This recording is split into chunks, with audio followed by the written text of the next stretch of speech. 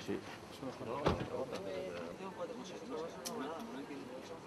A proceder a la suelta de un ejemplar de foca gris que hemos recuperado con mucho esmero en el Centro de Recuperación de la Fauna Silvestre de Vizcaya, que como todos sabéis está en Gorliz. Vamos a también proceder a la suelta de varias aves acuáticas que también hemos recuperado en el centro, 17 araos, un alcatraz y un frailecillo. El Centro de Recuperación de la Fauna Silvestre de Vizcaya, situado en Gorliz, es una apuesta importante de la Diputación Foral de Vizcaya, que lleva ya varios años trabajando.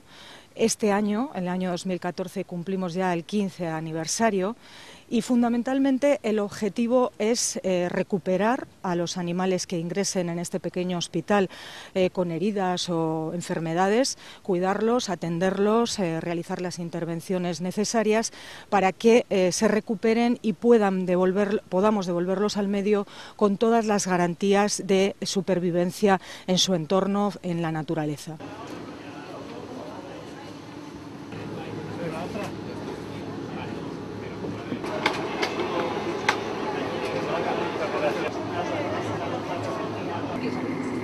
Tanta gente. Vaya. Joder.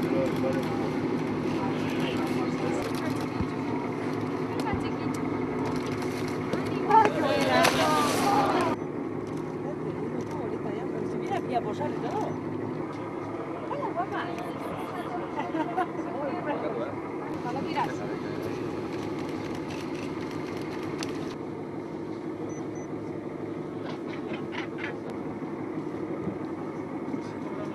Es un arao en plumaje invernal. Otro arao. Se enfada. Parece chulísimo. ¿Qué era?